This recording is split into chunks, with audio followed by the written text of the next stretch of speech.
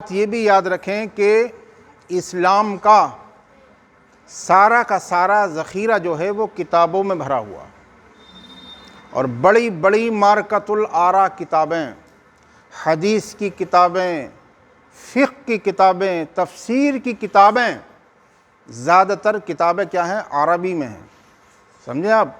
اور اسی عربی کو سمجھانے کے لیے سمجھے اردو کی تعلیم حاصل کی جاتی ہے تاکہ ان کتابوں کو سمجھ سکیں، اور انہی بڑی بڑی کتابوں کو حل کرنے کے لیے مدارس اسلامیہ میں نصاب مقرر کیا گیا ہے تاکہ اس نصاب کی روشنی میں ان کتابوں کو حل کیا جا سکے۔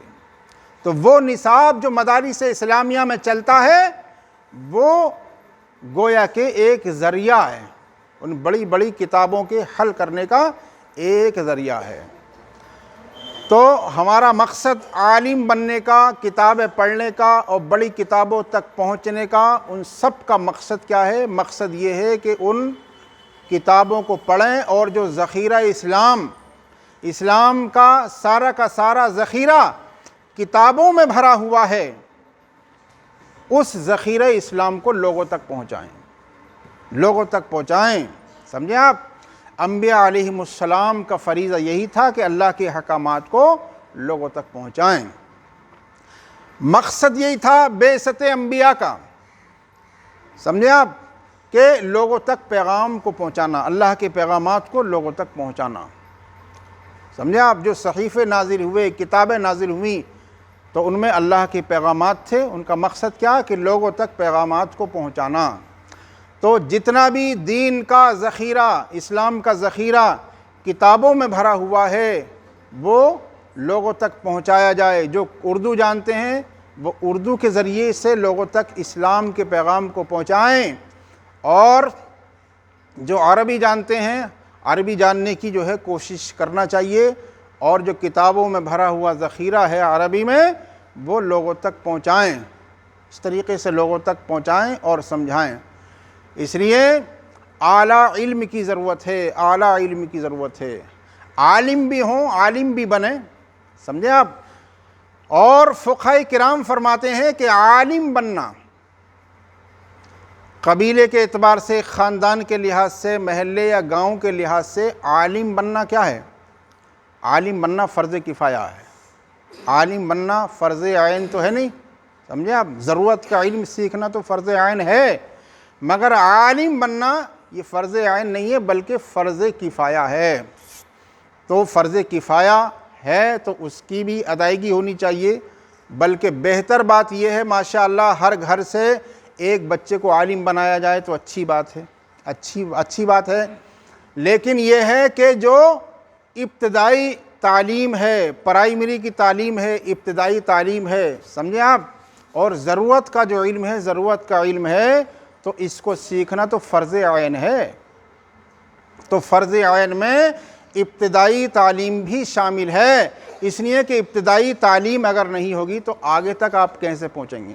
ضروریات دین کو آپ کیسے سمجھیں گے؟ لہٰذا ابتدائی تعلیم اور پرائمری کی تعلیم جس سے جو ہے آپ قرآن کو صحیح کر سکیں، قواعد تجوید سیکھ سکیں، اور صحیح طریقے سے مخارج و صفات کے ساتھ قرآن کو پڑھ سکیں، تو اس ابتدائی تعلیم کا سیکھنا صرف فرض کفایہ نہیں ہے بلکہ فرض عین ہے، سمجھے آپ؟ تو فرض عین کی طرف توجہ زیادہ ہونی چاہیے، اور ماشاءاللہ سونے پہ سہاگا یہ ہے کہ ہر گھر سے جو ہے ایک عالم بنے تو اور اچھی بات ہے، سمجھے آپ؟ عالم بننا ہی چاہیے، بڑی سعادت کی بات ہے، بڑی فضیلتیں ہیں عالم کے بارے میں، تو بے شمار فضیلتیں ہیں۔ حدیث پاک میں فرمایا عن ابی امامۃ الباہلی ذکر لرسول اللہ صلی اللہ تعالی علیہ وسلم رجلان احدہما العالم والآخر عابد ثم قال رسول اللہ صلی اللہ تعالی علیہ وسلم فضل العالم علی العابد کفضلی علی ادناکم۔ امامہ باہلی سے روایت ہے کہ سرکار کائنات صلی اللہ تعالیٰ علیہ وسلم کی خدمت میں دو شخصوں کا ذکر کیا گیا، ان میں سے ایک عالم تھا اور ایک عابد تھا۔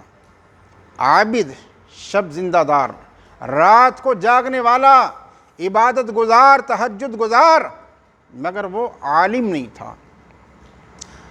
سمجھے آپ؟ تو عالم کا مرتبہ زیادہ ہے یا عابد کا مرتبہ زیادہ ہے؟ عبادت گزار کا۔ اللہ کے رسول نے فرمایا فضل العالم علی العابد کفضلی علی ادناکم، ایک عالم کی فضیلت، سمجھے، ایک عابد پر ایسے ہی ہے جیسے میری فضیلت تم سے سب سے ادنا پر، میری فضیلت تم سے سب سے ادنا پر۔ اب ادنا انسان کی طرف نسبت کرتے ہوئے اندازہ لگائیں کہ سرکار کے مقام و مرتبے کا عالم کیا ہے۔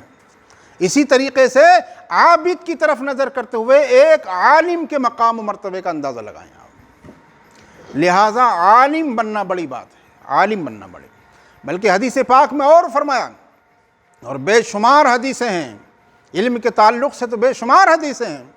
ایک حدیث پاک میں فرمایا ان العالم والمتعلم اذا مر على مقبرة قرية فإن الله يرفع العذاب عن تلك المقبرة 40 يوما، بے شک جب کوئی باعمل عالم دین، باعمل عالم دین یا باعمل طالب علم جب کسی گاؤں کے قبرستان کے مردوں کے پاس سے گزرتا ہے تو اللہ تعالیٰ اس گاؤں کے قبرستان کے مردوں سے 40 دن کا عذاب اٹھا لیتا ہے۔ سمجھے؟ صرف گزرنے کی وجہ سے 40 دن کا عذاب اٹھا لیتا ہے۔ اور وہاں پر کھڑے ہو کر کے اگر عالم پڑھ دے، سورہ فاتحہ پڑھ دے، سورہ رحمان پڑھ دے، سورہ یاسین شریف پڑھ دے، تو کیا عالم ہوگا۔